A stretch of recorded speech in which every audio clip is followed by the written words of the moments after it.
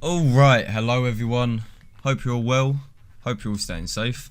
In today's video, you're not going to be seeing my face, this is just my voice for this video and hopefully a couple other videos afterwards as well. Today is going to be the first episode of what I hope to be quite an interesting series, at least I like to think, where I basically go about Verdun's multiplayer maps and look for kind of like fine details or nice little bits of environment that's maybe not something that you would notice whilst playing the game, I guess you could say. I did a lot of no-clip explorations back in the day, where you used to be able to turn off collision in old Call of Duty games, and you could, you know, like fly out the map, fly under the map and look at cool shit. I guess this is kind of like a no-clip exploration, but more about just appreciating the finer details of Verdun's maps, especially since Verdun's maps are pretty good. I think they're really fucking good. So to start off this series, I thought I would pick arguably the best map in the game, at least in my opinion, and that is Flanders, or Flanders, however you want to say it. Flanders, tomato, tomato, it's all the fucking same. So yeah, this is Flanders, arguably one of the most memorable battles of the First World War, mostly because of its environment. I mean, look how fucking desolate this is. There's just nothing here. Really did capture that kind of First World War aesthetic of mud, grey skies, really bleak, kind of no hope. And Flanders in Verdun is really no exception. I mean, throughout the map you can see we have littered corpses of horses. They do look a bit low res, I will say that. I mean, these textures are a little bit iffy, and it looks like his entire fucking face is just caved in. So that's always nice. So we might as well just start off in the trenches and just see what we can find. This is the starting trench. We'll move from left to right and then see if we can find any interesting little details or anything worthy of talking about. Alright, so the first touch which I really do like about the Flanders map in Verdun is the fact that the trenches seem to be slightly flooded. You can see you got the duck boards which are going along, meant for soldiers to walk on. This map also has a strange feature where you can prone underwater, but eventually you will actually drown, and I'm really not sure what the purpose of this is. In fact, one of my biggest requests for this map would be to have huge craters with water where if you were to fall into them, you basically can't get out of them. You would just instantly drown. This is because I know that some soldiers in the First World War, especially in the muddy conditions, did actually just drown in big ass craters filled with rainwater. Really fucking morbid, but it would be an incredibly nice touch actually. So we got some personal belongings that you can see just kind of littered around the trenches, mostly pots and pans. Again, pretty authentic to my knowledge. I wouldn't ever doubt Verdun's authenticity. You've even got some, you know, wine bottles, you got a diary over here of some sorts. It really does give it a feeling like, you know, people are living here, real people's possessions are here, and you know, shit just kind of gets left about. So we've got a weird little green tin just kind of glowing. Oh, it's a little bottle. And again, notice this part of the trench is only slightly flooded. You can see there's little tiny puddles, but really nothing that major. Also got some nice little ammo clips here on the side, on top of what I assume is a box of ammunition. I don't know anything really about weapons or ammunition, so I can't exactly comment on that, but you can see there's just shit littered everywhere. So that here, rifle clips, empty shell casings.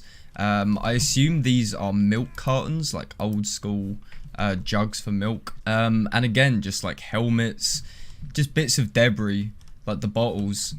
You know, obviously someone was seshing pretty fucking hard in her. Another really nice feature which I like are the covered up bodies. I think there's one over that way. Yeah, there is one over there. And also the stretchers as well. You can see blood stains on them.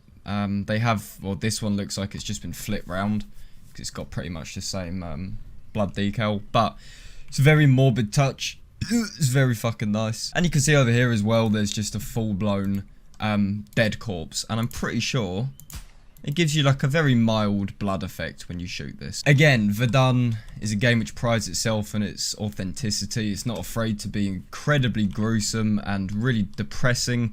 And the fact that there's just bodies kind of littered about with blood seeping through them, dirt all over them.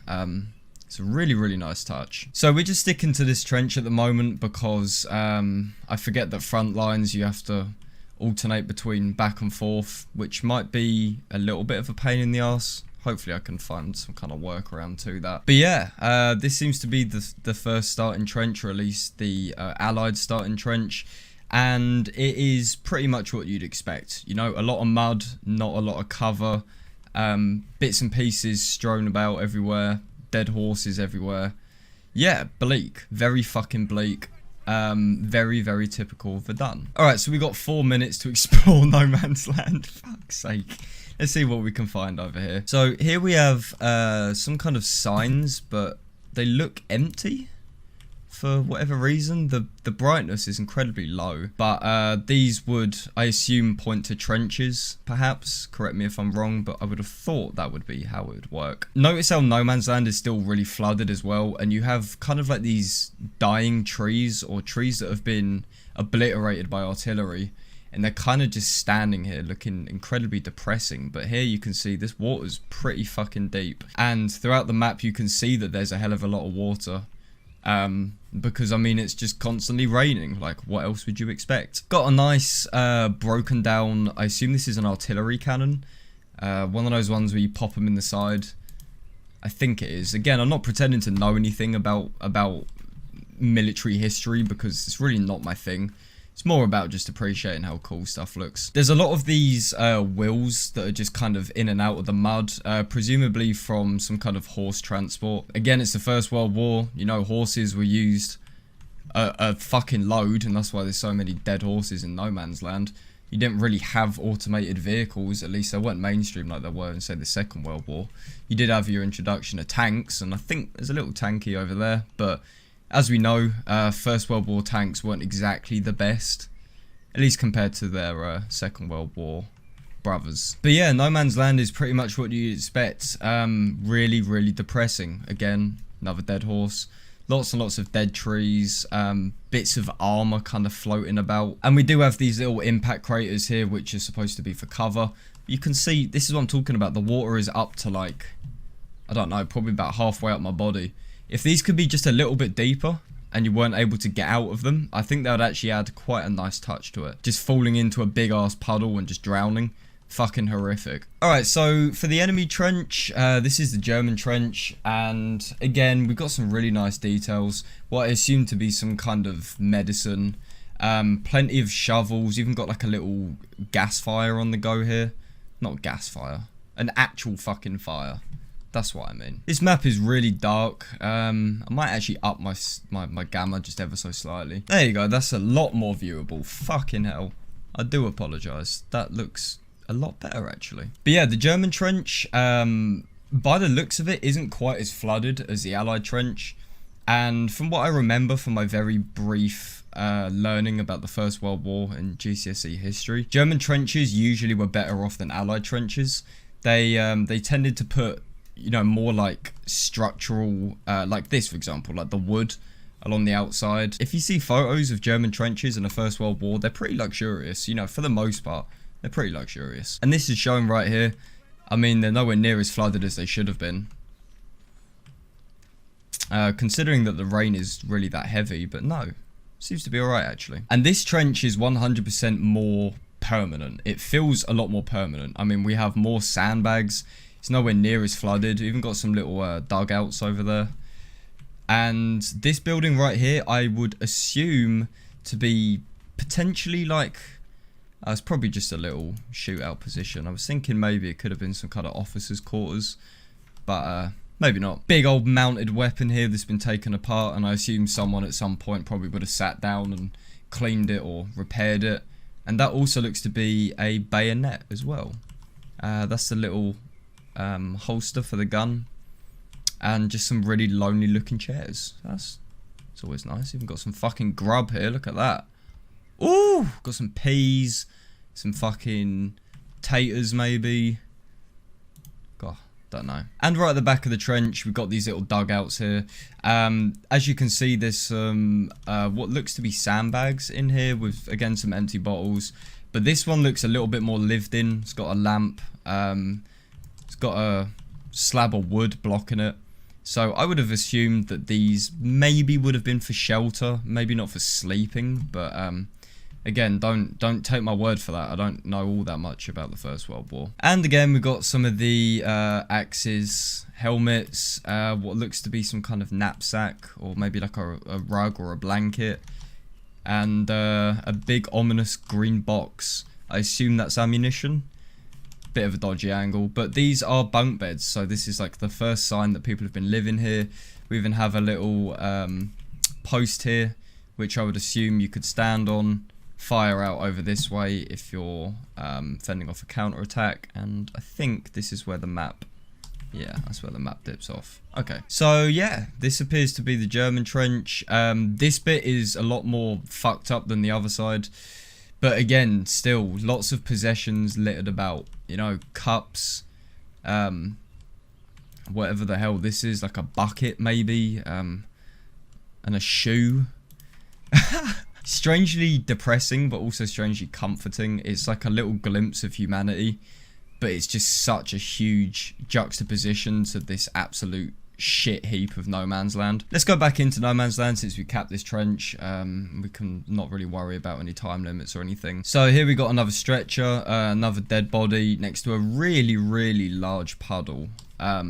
Possessions just everywhere, and I'm not entirely sure why there's, say, like bottles of wine and helmets and that I could understand, but like books, like bottles of wine in no man's land, who's been bevving in the middle of this fucking wasteland? That's the only thing that I find a little bit suspect. Alright, so we've covered the Allied trench.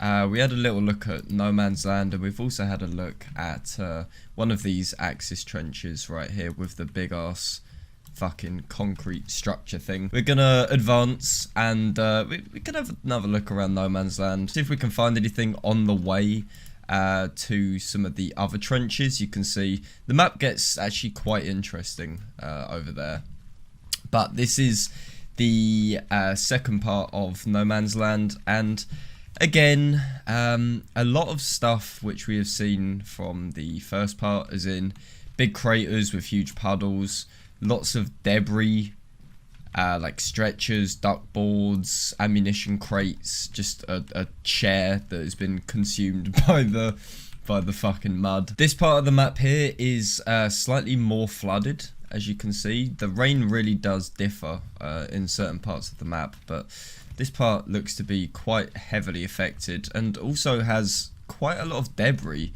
Things like this, whatever this is.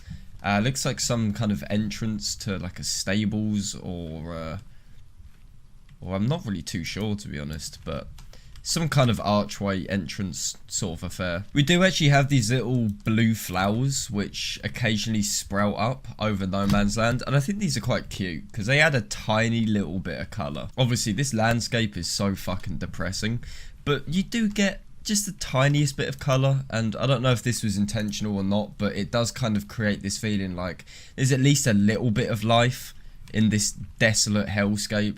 You know, nature does always find a way, even if it is incredibly fucking 2D. But yeah, it's a really nice touch, really nice touch. Again, we've got some more big dead trees. Not really much to say about these apart from the fact they're just really big dead trees. Some of them are slanted, as you can see, and you even have this little contested part right here with a bit of cover behind you and a bit of cover in front of you.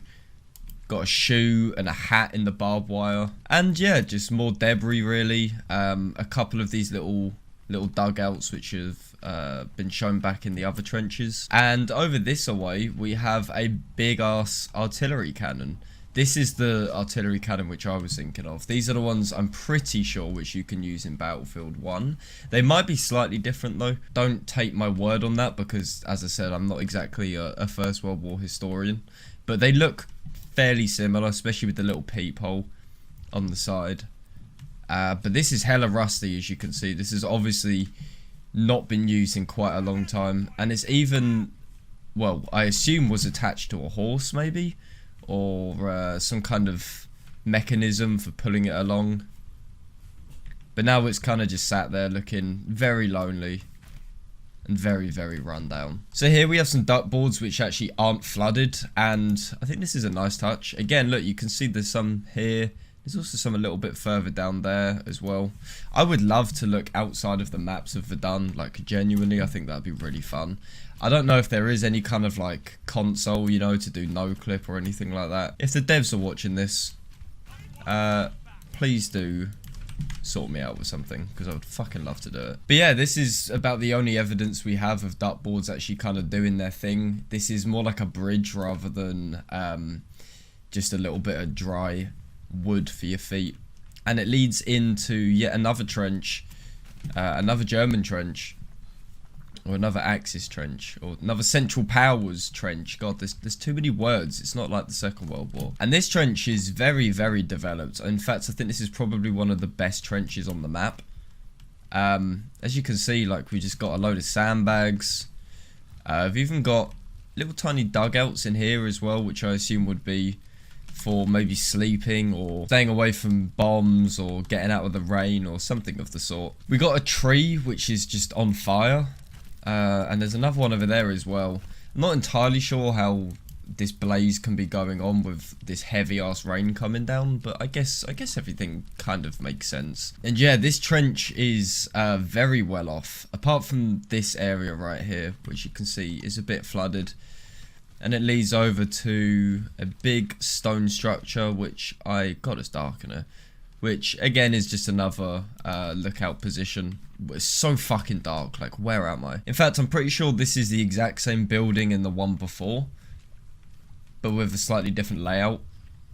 I'm not really too sure, but we've got some cans over here. Got some cans in a bucket as well, because, you know, why not? And yeah, more living space. This part of the trench is a bit more flooded as well, but yeah, for the most part, it's not a bad trench. Could definitely be worse. So let's go and have a look at this other big stone structure thing, which is lingering about over here. We've got some more of these burning trees. I really don't understand how that works, but it gives it a really nice aesthetic. So to be honest, I'm not really complaining. Got a hole in the wall, which has obviously been exploded by some kind of shell or a grenade or something of the sorts.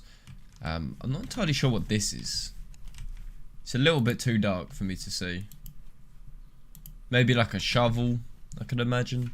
More ammunition, and a really, really neat desk, like a really nice kept desk in just this dingy ass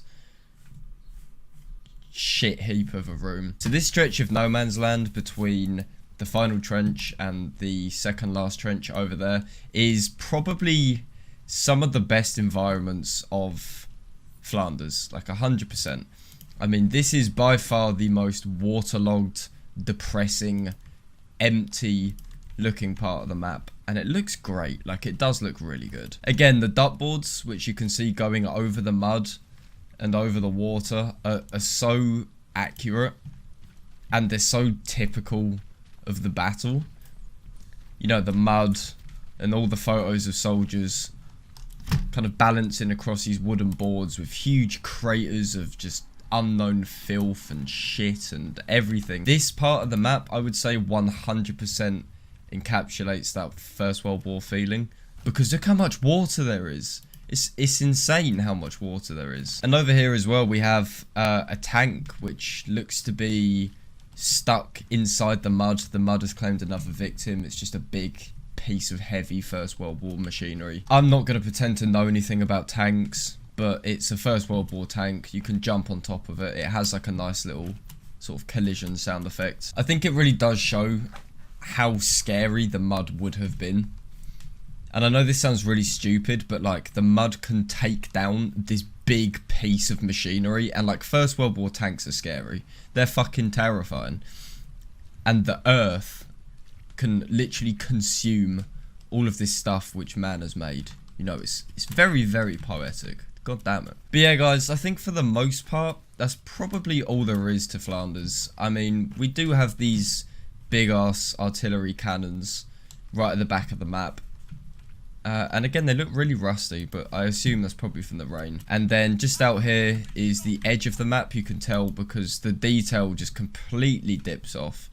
But you can see, like, there's even a little house over there, or like a barn. But just a dead landscape.